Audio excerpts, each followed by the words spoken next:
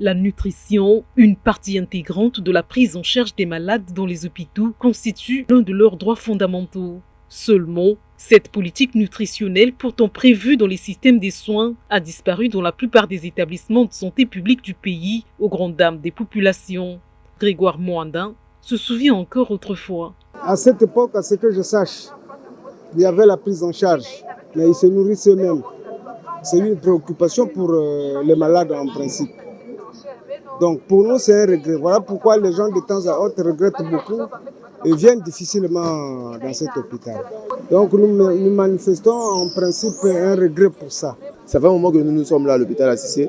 On voit ça, il y a des gens qui sortent de fois pour aller s'acheter quelque chose à manger, des trucs à manger de l'autre côté du goudron là. Si seulement ça existait réellement, est-ce que vous pensez que les gens devraient quitter l'hôpital pour aller s'acheter à manger de l'autre côté du goudron? Même les malades avec des cathéters.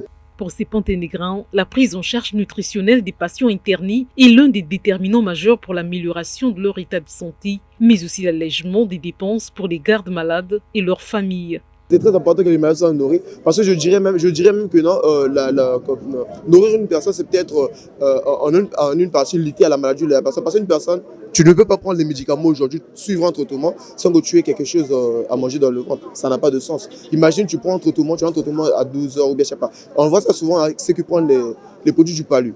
On te dit avant de prendre ce produit-là, il faut d'abord que tu puisses bien manger. Maintenant, est-ce qu'une personne qui n'a pas mangé peut prendre un produit? Ça n'a pas de sens. Je ne crois pas que là, ça va marcher.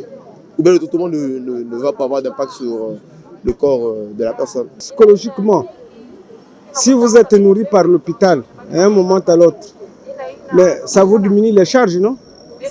Parce que quand un malade il a faim, mais la faim aussi c'est une maladie.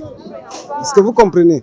Mais maintenant, si par conséquent, il est nourri, ce qui revient à dire qu'on réduit les dépenses pour ces malades-là. L'amélioration de l'offre des soins de santé des populations figure parmi les chevaux de bataille du gouvernement.